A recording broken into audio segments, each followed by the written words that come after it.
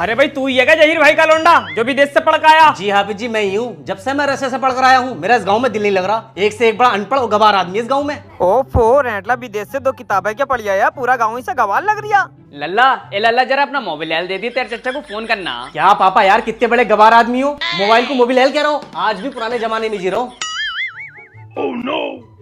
लल्ला इसमें तो बटन ही ना, फोन कैसे लगाऊं? अरे पापा, बड़े गवार आदमी हो तुम। ये आईफोन है, आईफोन, इसमें बटन नहीं होते। ये तो मेरी वजह से तुम्हें छूने मिल गया, वरना तुम्हें तो देखने भी नसीब न होता। अबे अंग्रेज की औलाद, मतलब तू अगर आईफोन न लाता तो इन्हें देखना नसीब नहीं होता।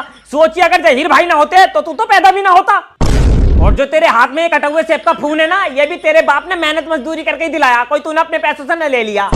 अबे पढ़े लिखे जाहिल, तू रशिया से 2-4 अंग्रेजी की किताबें क्या पढ़ आया, अपने बाप को अनपढ़ बता लिया।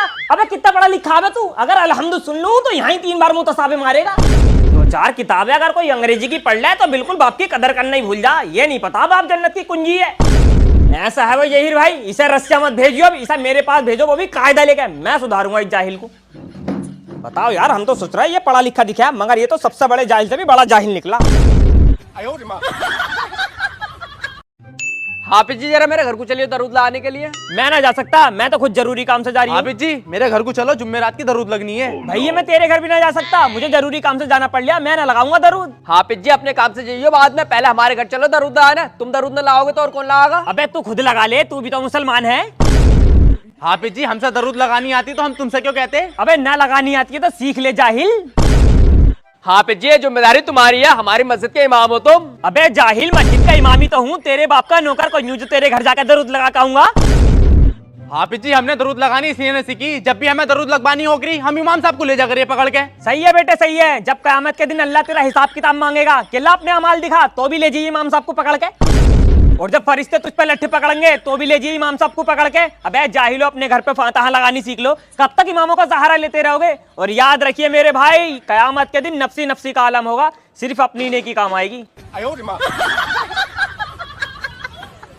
हाफिज जी, अपना बोरिया बिस्तरा मान लो, कल से हम तुम्हें नूरानी मस्जिद भेज रहे हैं इमामत करने के लिए, वो तुम्हें सैलरी भी ज्यादा देंगे। अबे जाहिलो, मैं वहाँ कैसे चले जाऊंगा, वहाँ तो पहले से इमाम है। वो तो हमें ही पता हाफिज जी, फिर भी तुम्हें जाना पड़ेगा। अबे जाहिल, मैं वहाँ चला जाऊंगा तो वहाँ की मस्जिद के इमाम कहाँ जाएंगे फिर? ऐसा है हाफिज जी, मैं बताऊं तुम्हें पूरी बात। नूरानी मस्जिद के इमाम साहब आएंगे यहाँ और तुम जाओगे नूरानी मस्जिद। ओफो, मतलब ट्रांसफर चल रहा है, अदला बदली, कि यहाँ के तो वहाँ को जाएंगे और वहाँ के यहाँ को आएंगे। अबे जाहिल, वजह तो बता दे, वजह क्या है? वजह कुछ ना हाफिज जी, बात यह है नूरानी मस्जिद के इमाम हमारी बिरादरी के, और नूरानी मस्जिद के लोग तुम्हें इसलिए रखना चाह रहे हैं क्योंकि तुम उनकी बिरादरी के हो। अच्छा, तो मतलब तुम लोग ये चाह रहे हो कि तुम्हारी अपनी अपनी मस्जिदों में अपनी बिरादरी के इमाम हो? जी हाफिज जी, हम यही तो चाह रहे हैं। अबे जाहिलो, मतलब अब तुम मस्जिद में भी बिरादरी बात करने लगे?